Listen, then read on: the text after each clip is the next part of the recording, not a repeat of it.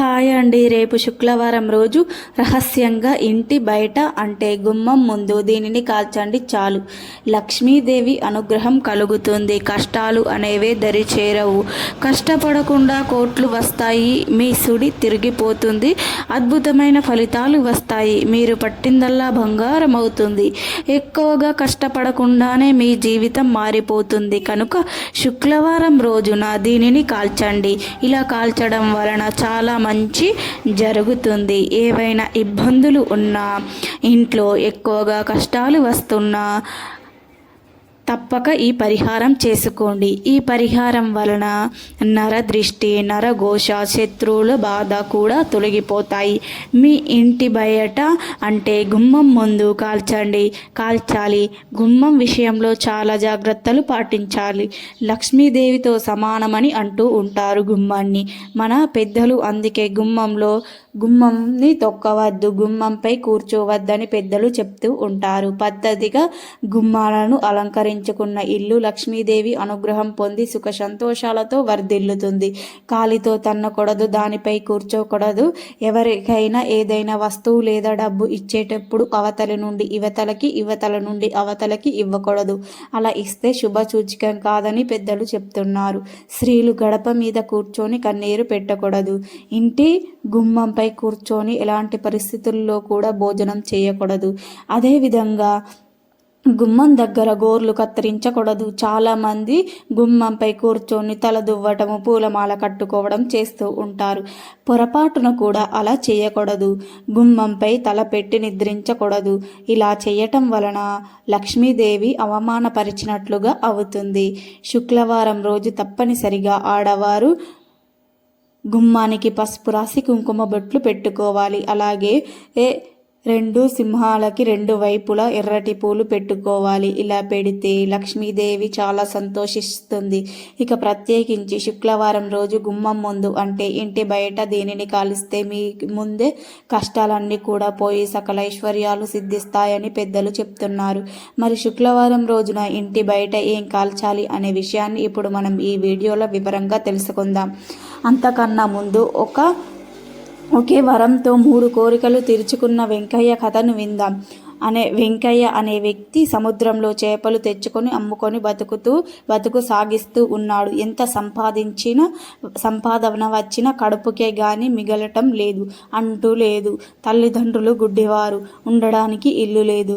ఊరికి మాత్రమే ఉంది. పెళ్ళయింది కానీ పిల్లలు పుట్టలేదు. ఇలా గడుస్తూ ఉండగా ఒకరోజు వెంకయ్య సముద్రం నుండి చేపలు తీసుకువస్తూ ఉండగా ఒక పెద్ద అలకు సముద్రంలో ఒక సాగర కన్య కొట్టుకుంటూ ఒడ్డుకు వచ్చింది. ఒక పెద్ద రాతికి తగులుతుంది. దానితో ఆ సాగర కన్యకు దెబ్బ తగిలింది. మళ్ళీ సముద్రంలోకి వెళ్ళటం చాలా కష్టమైంది. అప్పుడు వెంకయ్య వెళ్ళి చూడగా ఆ సాగర కన్య ఇతడిని సహాయం కోరింది. సముద్రంలో వదిలిపెట్టు, నువ్వు ఏమి కోరుకుంటే అది ఇచ్చేలాగా ఇస్తాను, ఒక్కటే వరం ఇస్తాను అని చెప్పింది. సరే అని వెంకయ్య అన్నాడు. తన పడవలో ఆమెను తీసుకొని వెళ్ళి సముద్రం మధ్యలో వదిలాడు. అప్పుడు సాగర కన్య వెంకయ్యను ఏం వరం కావాలో కోరుకో అని అన్నది. కానీ వెంకయ్య ఏం అడగాలో తెలియలేదు. అప్పుడు అతను సాగర కన్యతో మా అమ్మ నాన్నలను ఏం కావాలో అడిగి తెలియజేయడం లేదు. కాబట్టి ఈ ఎట్టి పరిస్థితుల్లో ఈరోజు కుటుంబంతో మాట్లాడి రేపు వచ్చి కోరుకుంటాను అని చెప్తాడు. అలాగే మిత్రమా, రక్షించినందుకు ధన్యవాదములు అంటూ సాగర కన్య అక్కడి నుండి వెళ్ళిపోతుంది. ఇంటికి వచ్చిన వెంకయ్య సంగతంతా కూడా చెప్పి ఏమి అడుగుదాం అని కుటుంబ సభ్యులు సలహా. అప్పుడు తల్లిదండ్రులకు కళ్ళు కనబడవు కనుక నాకు చూపు రావాలి అని అడిగింది. తండ్రి మనం ఎలాగోలా ఉందాం, అటువంటప్పుడు కళ్ళు ఎందుకు, ఉండడానికి మంచి ఇల్లు అడుగు అన్నాడు. భార్య ఎన్ని ఉన్నా ఏం లాభం, మనకు సంతానం యోగం ఇవ్వమని అడుగు అని చెప్పింది.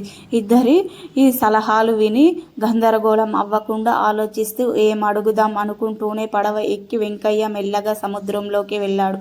సాగర కన్య వచ్చింది. అప్పుడు వెంకయ్య, అమ్మ నమస్కారం, నా పిల్లలు ఇంటి ముందు ఆడుకుంటూ ఉండగా మా అమ్మా నాన్నలు డాబా పైన నుంచి చూస్తూ ఆనందపడాలి అని అడిగింది. అయితే సాగర కన్య వరం ప్రసాదించింది. వరం ఒక్కటే, కానీ ఇది నా కోరికలు 3. తల్లి తల్లి కోరినట్లుగా చూపు, తండ్రి కోరినట్లుగా ఇల్లు, భార్య కోరినట్లుగా సంతానం, ఇలా అన్ని వెంకయ్యకు దక్కాయి. కుటుంబం పైన ప్రేమతో, తెలివితో దానిని సొంతం చేసుకున్నాడు వెంకయ్య. ఇక వీడియోలోకి వస్తే, శుక్రవారం అనేది లక్ష్మీదేవికి ఎంతో ఇష్టమైన రోజు. శుక్రవారం రోజు ఎటువంటి పరిహారాలు చేసినా 100% ఫలితాలు మాత్రమే వస్తాయి. శుక్రవారం రోజు ఇంటి ముందు ఏం కాల్చాలి అంటే, ముందు కొంచెం జీలకర్రను తీసుకోండి. ఒక అర స్పూన్ జీలకర్రను తీసుకొని చిన్న ప్రమిదలో కానీ, చిన్న గిన్నెలో కానీ, ప్లేట్లో కానీ వేయండి.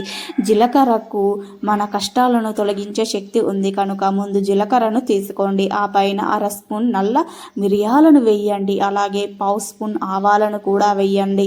నల్ల మిరియాలు, ఆవాలు పరిహార శాస్త్రంలో ఒక అద్భుతమైన స్థానం ఉంది. వీటన్నిటినీ నెగిటివ్ ఎనర్జీ, నరదృష్టిని తొలగించే శక్తులు ఉన్నాయి కనుక వీటన్నిటిని కూడా ఒక చిన్న గిన్నెలో వేసి వీటి మీద చిటికెడు కర్పూరం పొడి కూడా వేయండి. ఆ తర్వాత ఈ గిన్నెను చేతిలో పట్టుకొని ఇల్లంతా ఒకసారి తిరిగేయండి. ఆ గిన్నెను తీసుకొని మీ ఇంటి బయటకు వచ్చేయండి. మీ ఇంటి గుమ్మం ముందుకు వచ్చి ఈ గిన్నెపై అగ్గిపుల్ల వెలిగించి, అప్పుడు జీలకర్ర, మిరియాలు, ఆవాలు ఇవన్నీ చిటపటలాడుతూ కాలిపోతూ ఉంటాయి. వాటిలో నుండే పొగ వస్తుంది. ఆ పొగతోనే మీ ఇంట్లో ఉన్న నరదిష్టి, నరఘోష, నెగిటివ్ ఎనర్జీ మొత్తం పోతుంది. మీకు ఉన్న కష్టాలు పోతాయి. ఈ పరిహారం శుక్రవారం రోజు రాత్రి సమయంలో చెయ్యాలి. ఇలా ఈ పరిహారం శుక్రవారం రోజు చేశారు అంటే లక్ష్మీదేవి అనుగ్రహం కలుగుతుంది. పైగా కష్టపడకుండానే కోట్లు వస్తాయి, అదృష్టం కలిసి వస్తుంది. కనుక శుక్రవారం రోజు మీరు కూడా ఇంటి గుమ్మం ముందు దీనిని కాల్చి, ఈ మూడిటిని కలిపి కాల్చి లక్ష్మీదేవి అనుగ్రహంతో సకల ఐశ్వర్యాలను పొంది సంతోషంగా జీవించండి. మా వీడియో నచ్చితే లైక్ చేయండి, షేర్ చేయండి, మా ఛానల్ని సబ్స్క్రైబ్ చేసుకోండి.